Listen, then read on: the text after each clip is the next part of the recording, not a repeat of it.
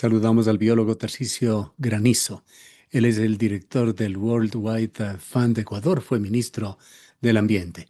Este día miércoles, aquí en la ciudad de Cuenca, se realizó el lanzamiento del proyecto Conecta ASL3, una iniciativa estratégica presentada en esta ciudad que busca fortalecer la conectividad entre los Andes y la Amazonía ecuatoriana, proyecto en el cual participan varias instituciones del Estado central, el Ministerio del Ambiente, el World Wide Fund y los gobiernos locales.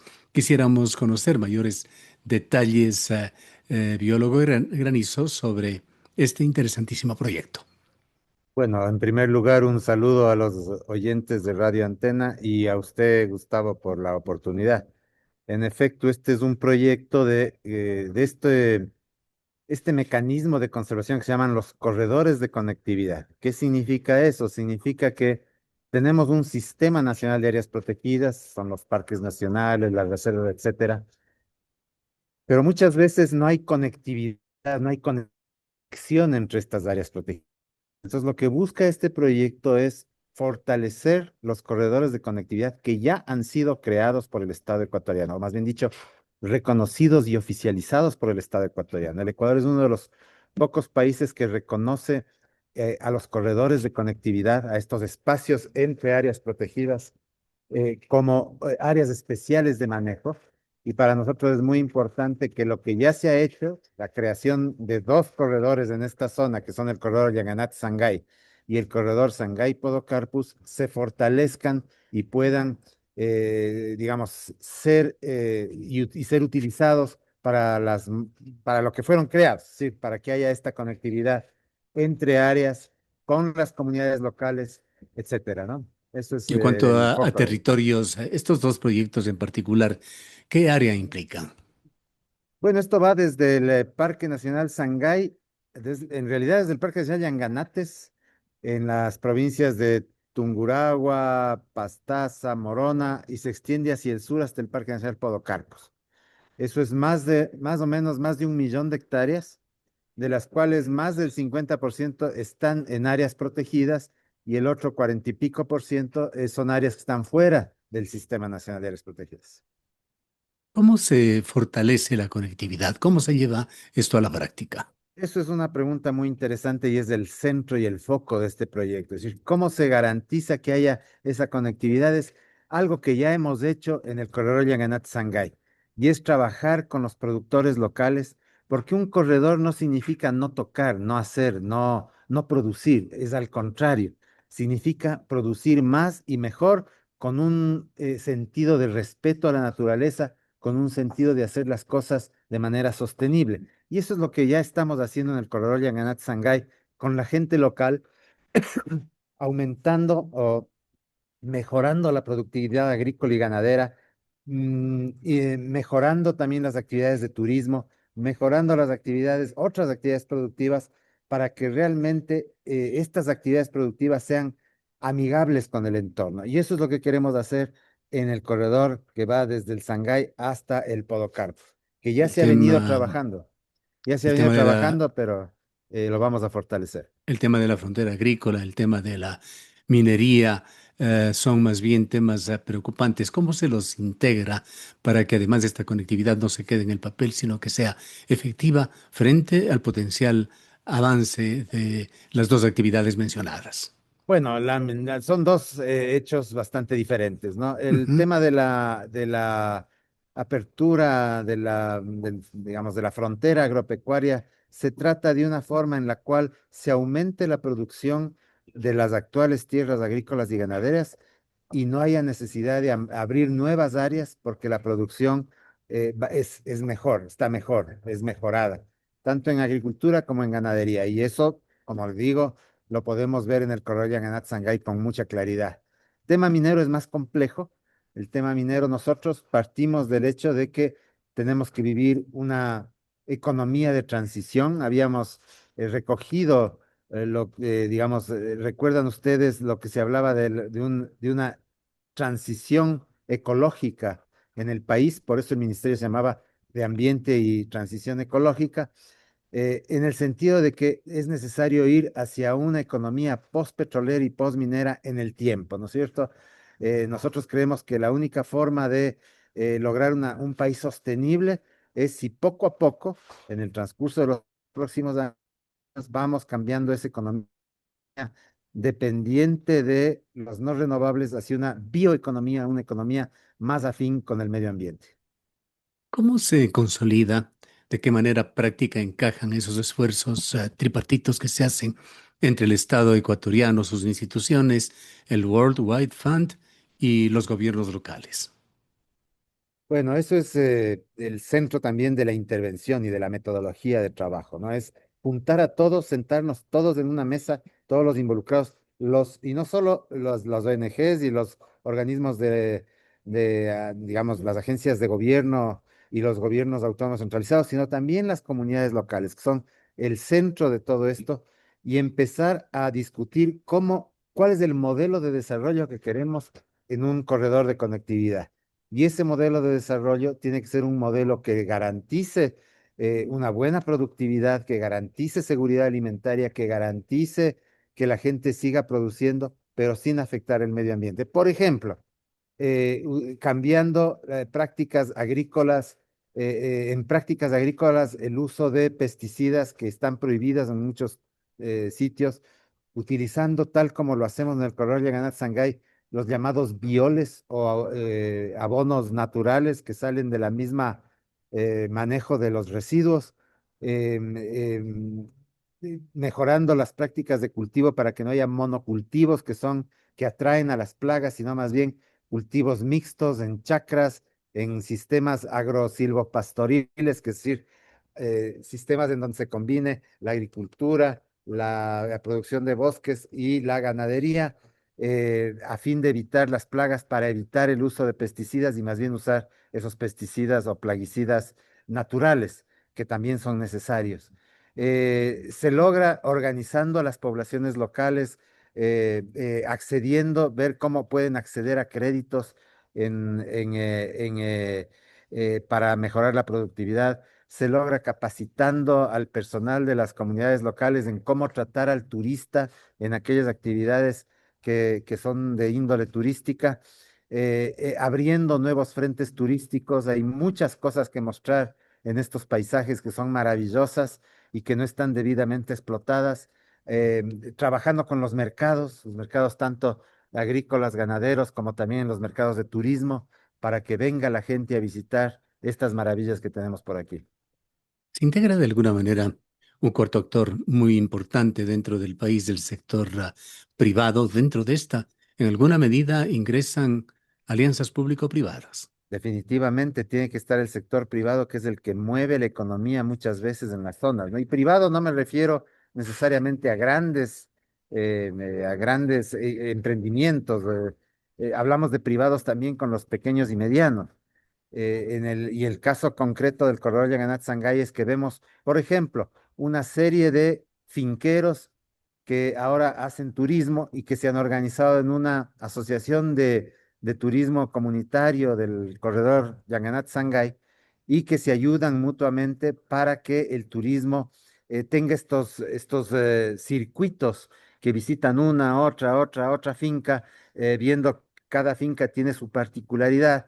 Lo mismo pues, se puede hacer acá en el corredor Sangay Podocarpus, garantizando que el visitante tenga muy buenas opciones para hacer turismo de naturaleza, tenga buenos servicios, tenga buen trato y se vaya el turista contento, porque un turista que se va contento es un turista que regresa.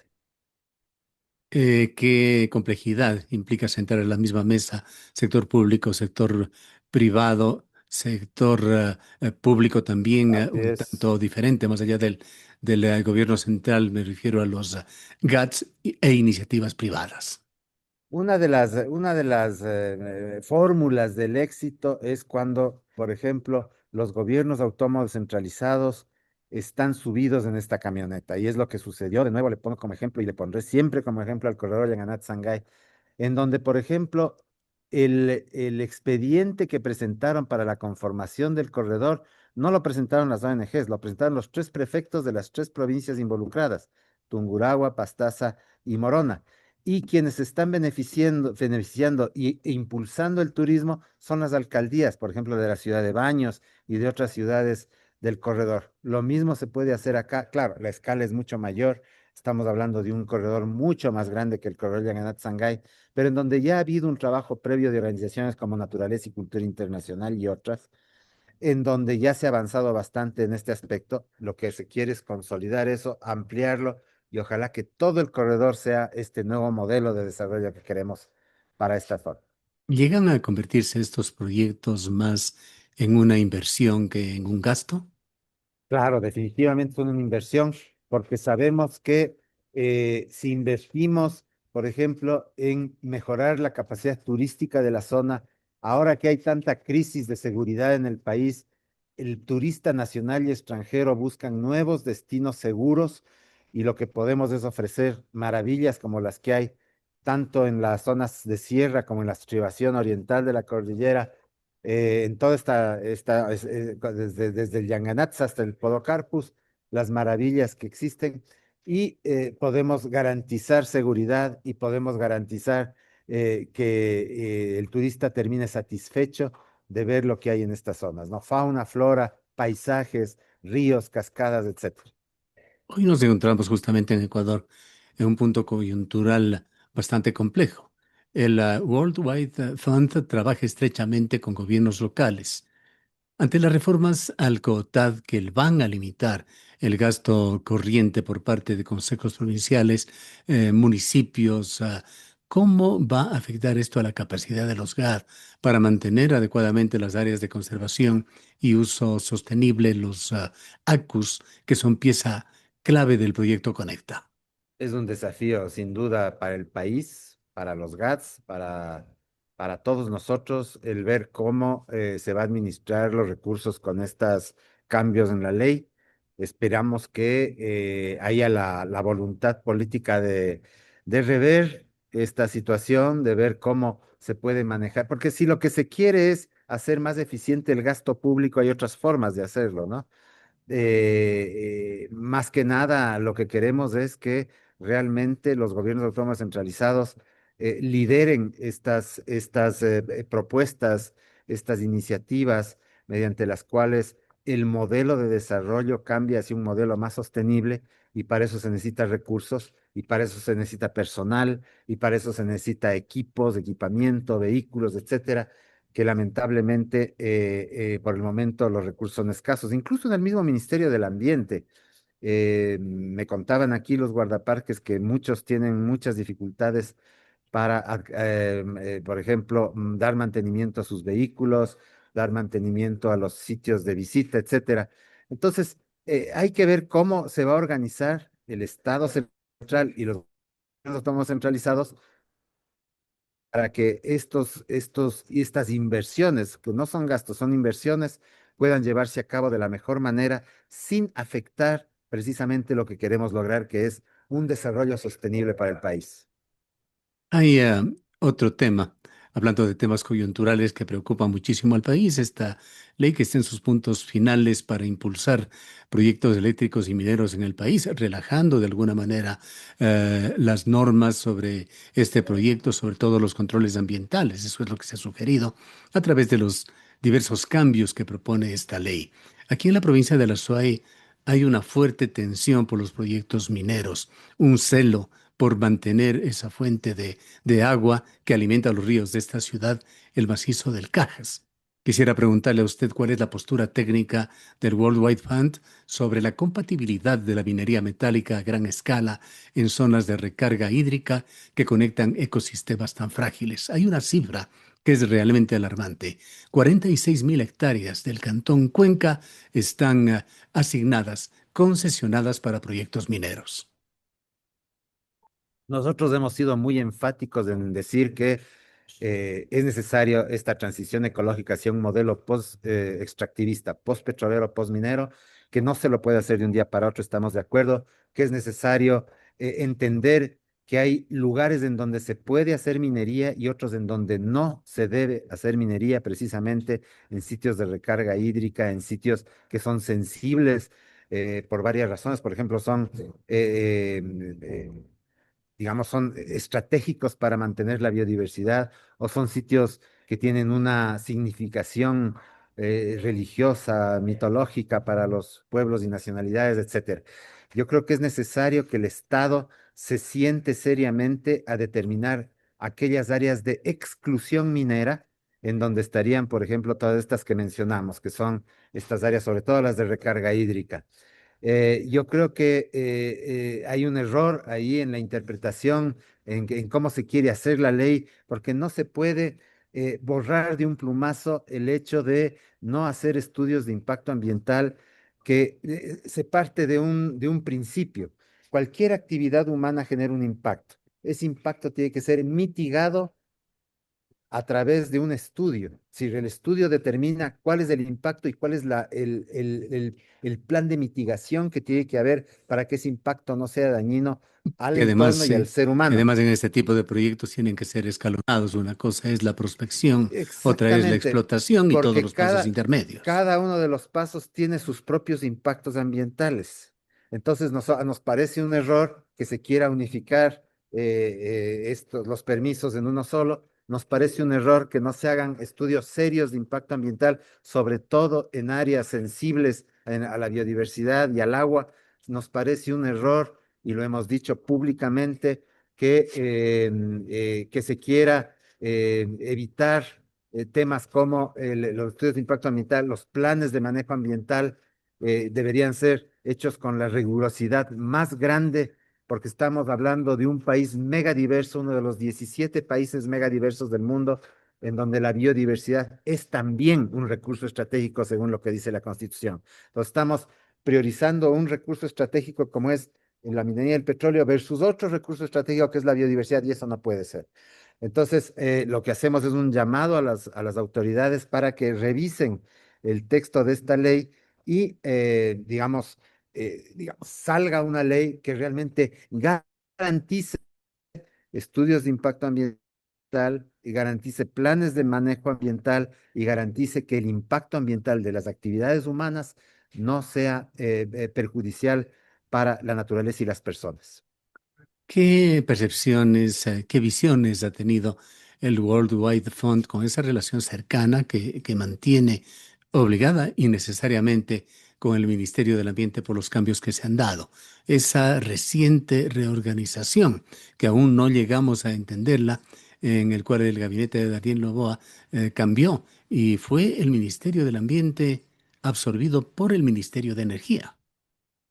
Nosotros hemos hecho una declaración pública sobre eso y le pido a la ciudadanía que revise en nuestra página web nuestra posición sobre eso. Nos parece que es un error haber fusionado el Ministerio de Ambiente con el Ministerio de Minería, porque una institución no puede ser juez y parte, no puede ser la misma institución que exige y que necesita permisos ambientales la que se dé a sí misma permisos ambientales o licencias ambientales. Yo creo que ahí hay un fallo conceptual, un error, me parece que es un error histórico para el país el hecho de que se hayan fusionado esos dos ministerios. Si querían reorganizar el Estado, hubiera sido mejor que fusionen el Ministerio del Ambiente con otro más afín, por ejemplo, con turismo, incluso con agricultura, si se quiere, pero no con minería, que es, digamos, son contrarios, se convierte en juez y parte, y eso no puede ser posible. Si Y en eso tuviera hemos sido usted, muy claros. si tuviera usted al frente a los asambleístas del país, a los de la SUAY en particular, que están por votar la ley de sectores estratégicos este viernes, ¿qué evidencia científica les presentaría, les invitaría a revisar sobre el valor económico de los servicios ecosistémicos frente a la renta minera inmediata?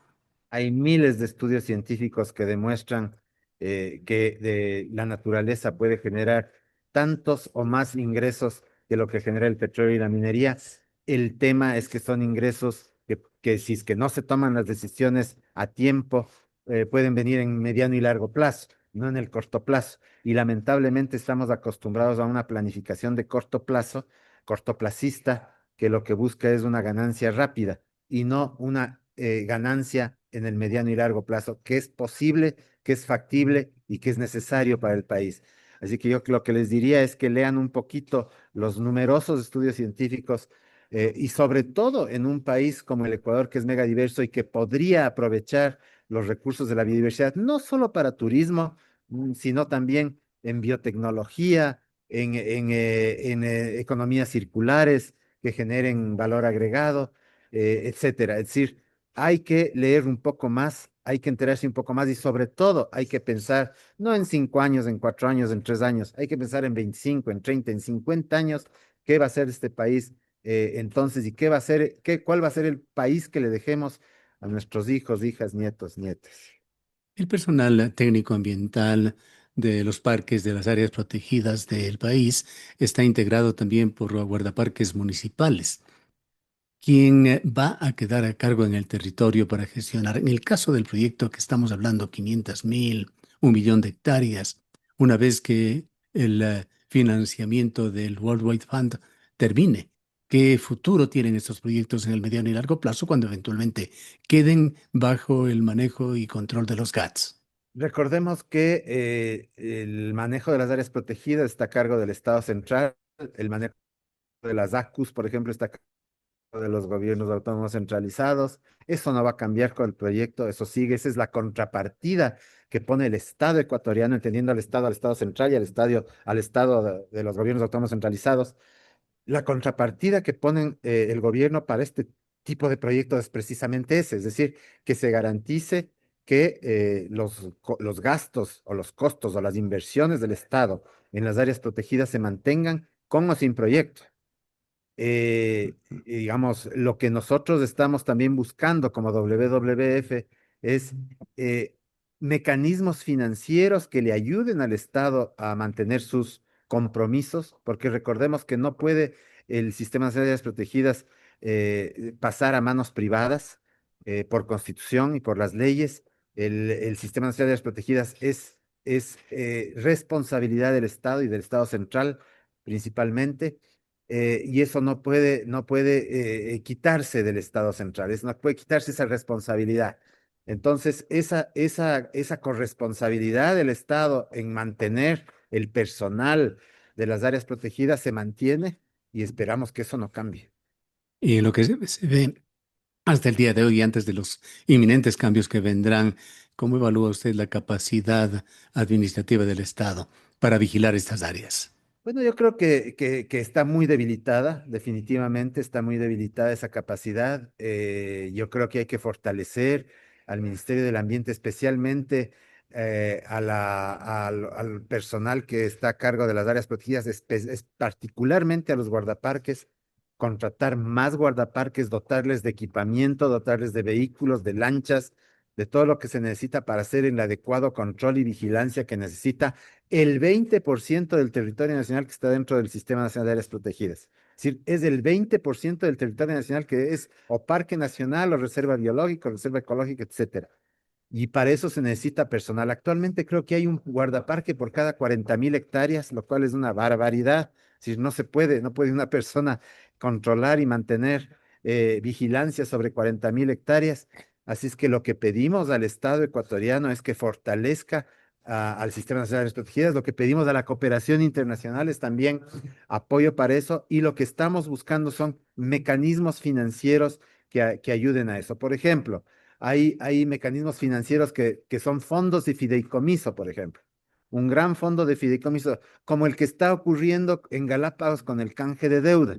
Hubo un canje de deuda en Galápagos, ese canje de deuda generó un fideicomiso y de ese fideicomiso se está dotando al Parque Nacional Galápagos y a la Reserva Hermandad, que fue recientemente creada, con lo que necesita para el control, la vigilancia, el manejo, la educación, etcétera, de esas áreas protegidas. Algo así hay que pensar para el resto del sistema de áreas protegidas. Sé que hay otro canje de deuda que se ha hecho en la Amazonía. Vamos a ver si también responde a esa lógica y si es que es posible tener más de estos mecanismos financieros para garantizar que haya recursos suficientes para mantener las áreas. Creo que esos son mecanismos muy bienvenidos. Estos corredores biológicos que se están lanzando en la ciudad de Cuenca, ¿qué riesgos tienen con respecto al futuro que se viene de que paradójicamente esta conectividad se vaya a ver fragmentada por alguna concesión minera o alguna hidroeléctrica de gran escala. Bueno, es precisamente lo que se busca evitar, ¿no? Se busca, digamos, la conectividad se garantiza garantizando conectividad. Es decir, el corredor se garantiza garantizando conectividad. Y si es que hay algún factor humano que interrumpa esa conectividad, ya sea una obra de infraestructura, una represa, lo que sea, tiene que ser realizada, o mejor dicho, tendríamos que evitar que se haga en el corredor, y si es que se hace, tendría que ser hecha con los más altos estándares de calidad ambiental, con estudios de impacto ambiental, con licencias ambientales y con mecanismos de mitigación o compensación de los impactos ambientales que genera. Una pregunta final. No queremos ser pesimistas, pero el escenario no da tampoco para un gran optimismo. Terminemos con una reflexión sobre este escenario complejo que se perfila a partir de mediados del 2026 con GATSA desfinanciados por el tema del COTAD, una ley que abre la puerta a la minería, incluso en ecosistemas frágiles. No estamos ante el inicio de una era de conservación efectiva con Conecta, o estamos simplemente documentando la eventual desaparición de las áreas protegidas, de los corredores biológicos del país. Yo creo que, y me parece una interesante reflexión, yo creo que lo último que podemos perder es la fe y la esperanza, ¿no? Porque esta situación de retroceso del tema ambiental no es solo en el país, vemos en Estados Unidos y en otros países una situación más o menos similar. Y lo que yo creo es que tenemos que resistir y seguir trabajando, porque la esperanza es lo último que nos pueden quitar, ¿no? Estamos tan acostumbrados los ecuatorianos, las ecuatorianas, a recibir tantos golpes, hemos estado acostumbrados en estos últimos tiempos a recibir tanto golpe, que ya nos hemos vuelto medios resilientes, medios resistentes, y tenemos que seguir avanzando con optimismo hacia lo que queremos lograr, que es un país más justo, más y más sostenible. Bien, felicitaciones por ese excelente proyecto y queremos agradecerle mucho por haber estado con nosotros. Muchas gracias, un gusto. Pase bien. Declaraciones del biólogo Tarcisio Granizo, director del World Wide Fund, Ecuador.